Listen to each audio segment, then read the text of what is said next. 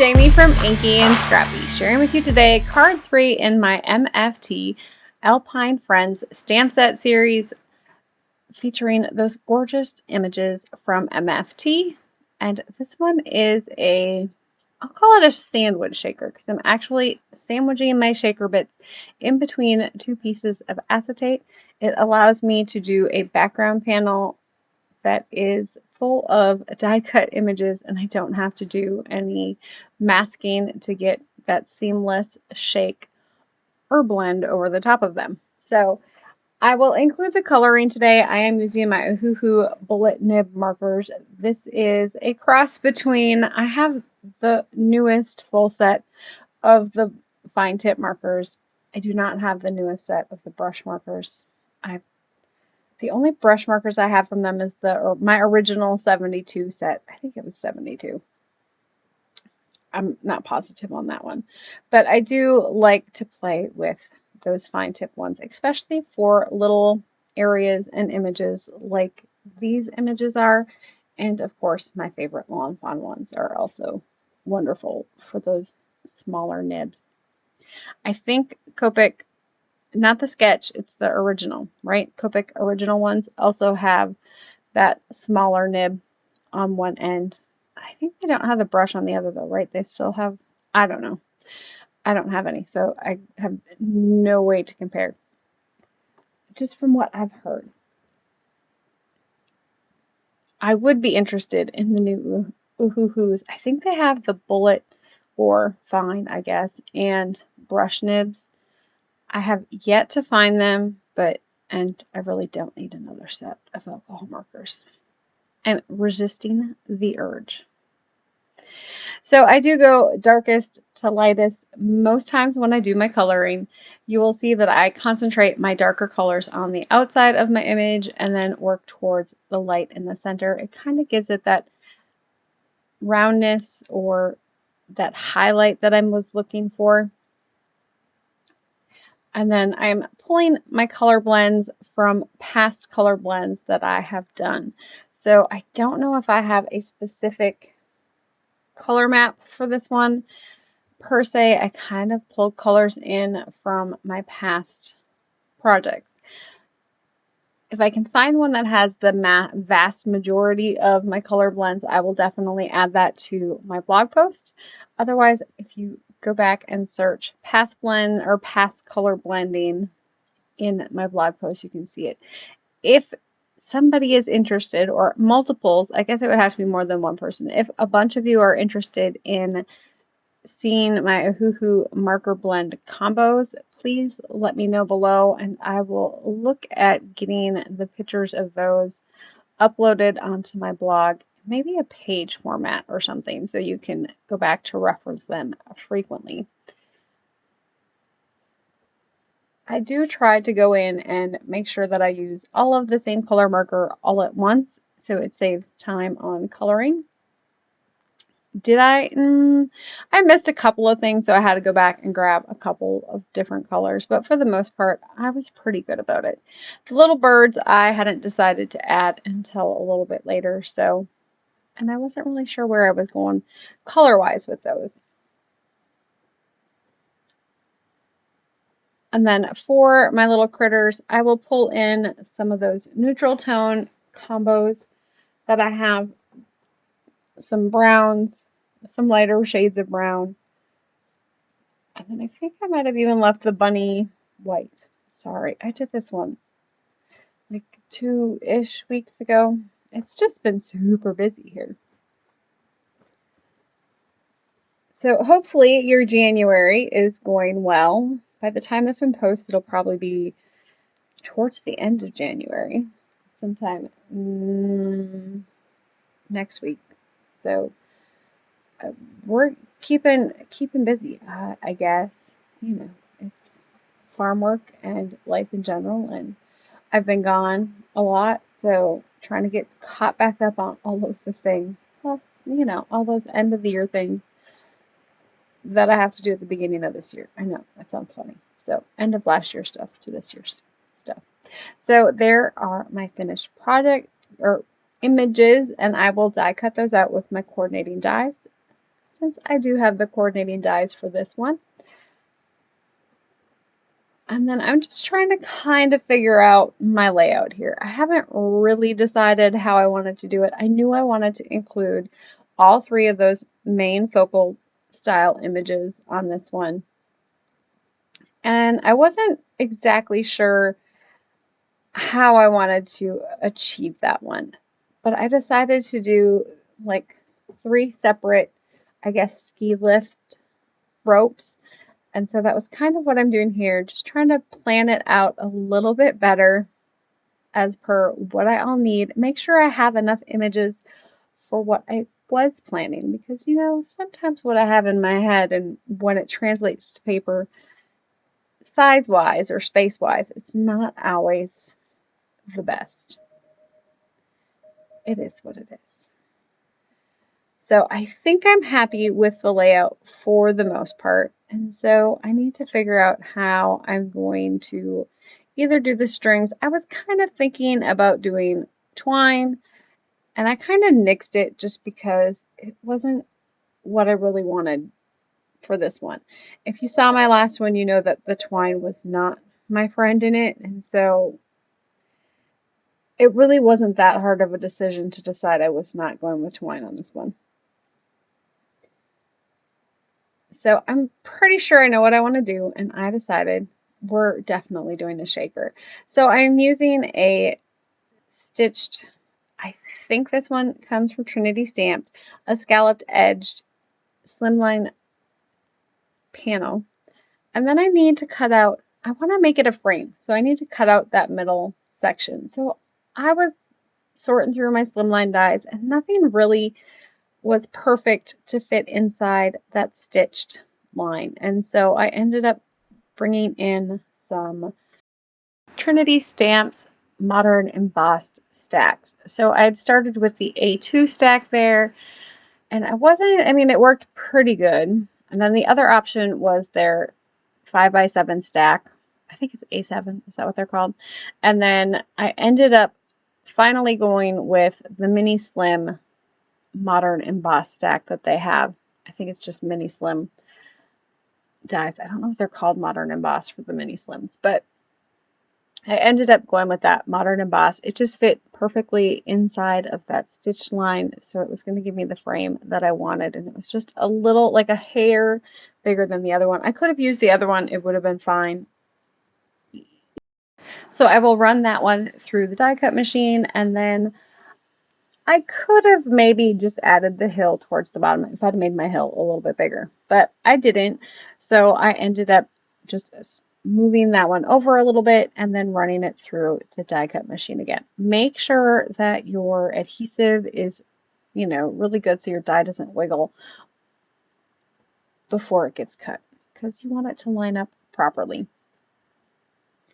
And then I needed to come in here and just cut my acetate sheets. So I cut them a little bit bigger than my window pane and a little bit smaller than, you know, where that scallop edge ends. So I did those times 2. And then I will use Crescent Creations little mini, I think they're like maybe 1/8 of an inch, 3/8, no, 2, must be, I think they're about 1/8 of an inch. These ones are a little bit thicker, so they will allow those clay shaker bits to move freely on the inside. And so I'm putting that foam adhesive on my back panel of my shaker, or my front, I guess. I don't know which side it ended up being on. And then I will remove all of the release tape, and then I'm going to add some shaker bits. So I'm coming in with Crescent Creations Snowflake, I think it's a white and blue snowflake mix. And then I ended up adding in some more because I didn't want to be too, you know, stingy with my shaker bits. And I think I add some leftover glitter from one of my last projects. It was sitting on a piece of paper. Don't ask me how it ended up staying on said piece of paper. So I did add some glitter into the mix, and then I'm going to use some cream colored seed beads in here as well from Crescent Creations. And then I will add that back acetate piece. So just lining it up as best as I can, getting it in there, and then making sure everything is moving around good and doing its thing. So by doing it this way, I don't have to worry about anything on my back panel impeding the movement of my shaker bits. If you watched one of my last videos with, I think it was my remake of my Christmas cards, and I did a shaker window on it, and I had, you know, layered things in the background, and yes, my shaker bits kind of get stuck on my banners and such. This is just one way to do that without having to worry about anything getting stuck. The other one I'm fine with things getting stuck on because it's, you know, it's a Valentine's Day card, and the extra hearts are just, it's good. It doesn't matter to me. But this one, I didn't want it to get stuck on all of the pieces that are in the background on this one. And then I will add my frame on top here. So just removing all of that double-sided score tape for the top. So I did do score tape on the top and the bottom on my piece. And then I did also cut one of those hillsides from that same scalloped border die, so it fits perfectly in there. I could have just done the inside piece if I really wanted to, but I did it this way. Either way, it works fine. And then I'm happy with my shaker window frame sandwich, I guess you could call it. And then I need to do my background pieces. So I kind of wanted to make sure that they were all going to stay within the line. So I have to stay off the side just a teeny tiny bit. It's fine if they're underneath that actual frame part. I just don't want them hanging outside of the actual framed image or scene, I guess. So I'm just going to add all of those on with some liquid adhesive. I probably should have stamped my strings prior to putting all of my things on. I didn't. It works out okay. It just probably would have been a little bit smarter to do it that way as opposed to the way I end up doing it. It worked, so I wasn't sad about it. And then I'm trying to decide if I want more clouds in there, if I wanted to put the birds on the background. I decided I needed to get my strings in there before I totally forgot to put my strings in there. I am just using some Versamark Onyx black ink. It is probably my favorite for last minute stamping or to make sure that I get a crisp, clear image, one stamp and done. So on a block, that's kind of usually how I go. So I'm just laying those lines right above the top of my little wheels. I probably should have done them under my little wheels. You know, hindsight. I realized after the fact that the wheels are probably on top of the string and not under the string, but you know, it was done at this point, so I'm stuck with them where they're at. I will add a little layer of liquid adhesive back behind that. So I have a little bit of wiggle room here. I just don't want to set it down and have it stuck and have to peel it back up. So this way I can wiggle it just a little bit there, as you can see.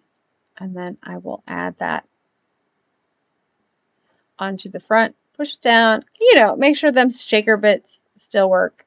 Of course they're going to work because they're shaker bits, but if you're like me, you like to play with the card just as much as, you know, the recipient hopefully likes to play with the card.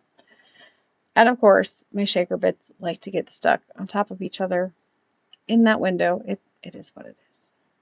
Usually it just needs a good thwack to get them to loosen up. And yes, I probably play with my shaker cards for hours on end before they actually go out the door. Yeah. I'm a kid. I know. And then I will finish decorating the front. So this way it has the extra layers and depth and dimension. So I put the trees on the front here, kind of concentrating them on the one side because I knew I wanted to put a sentiment towards the bottom and kind of banner it in. And then I decided that my little birds were going to be on the strings, but on top of the panel instead of underneath the shaker panel.